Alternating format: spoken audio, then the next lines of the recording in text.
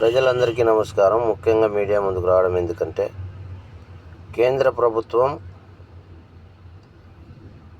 వాహనాల చలానా ఛార్జీలు పెంచడం చాలా బాధాకరం. దీనిపైన మేము తీవ్రంగా ఖండిస్తూ ఉన్నాం, ప్రశ్నిస్తూ ఉన్నాం, నిలదీస్తూ ఉన్నాం కేంద్ర రాష్ట్ర ప్రభుత్వాలను, సంబంధిత అధికారులను.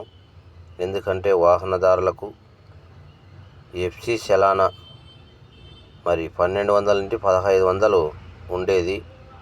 ఇప్పుడు 33,040 రూపాయలు ఎఫ్సి చలానా పెంచడం అన్నది చాలా బాధాకరం.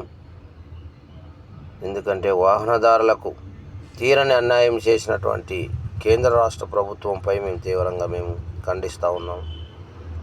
ఎందుకంటే వాహనదారుల యొక్క కష్టాలను, ఇబ్బందులను గుర్తించలేకపోవడము ఇంత బాధాకరమో ఒక్కసారి ఆలోచన చేయండి మిత్రులారా.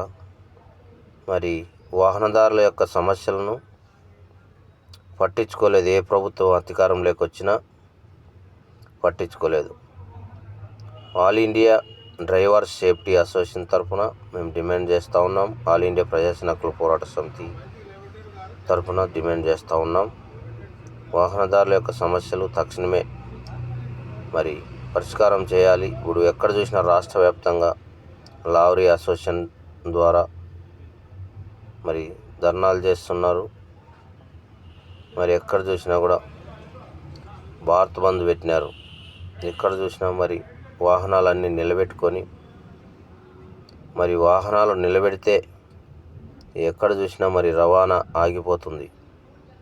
కూరగాయలు కావచ్చు, నిత్యావసర సరుకులు కావచ్చు, ప్రతి ఒక్కటి కూడా నిలబడిపోతాయి. మరి రైతన్నలు కూడా నష్టపోతారు. ప్రతి ఒక్కరు కూడా నష్టపోయే ఒక పరిస్థితి ఏర్పడుతుంది. తక్షణమే పరిష్కారం చూపించాలి కేంద్ర రాష్ట్ర ప్రభుత్వాలు. వాహనదారులకు న్యాయం చేయాలి. ఎందుకంటే ఎఫ్సి చలానాలు పెంచారు. మరి ప్రతి ఒక్కటి ఈరోజు పెంచడం జరిగింది వాహనదారులకు. వాహనదారుల యొక్క సమస్యలు ఎక్కడున్నావు అక్కడే ఉన్నాయి. మరి బాడిగలు పెంచలేదు. మరి డీజిల్ పెరుగుతుంది, టైర్లు పెరుగుతున్నాయి, స్పేర్ పార్ట్స్ పెరుగుతున్నాయి, డ్రైవర్ జీతాలు కూడా పెరుగుతున్నాయి.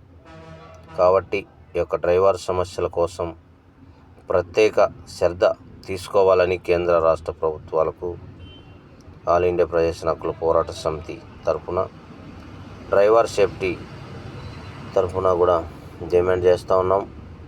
తక్షణమే గుర్తించాలని కోరుతూ జై హింద్, జై భారత్.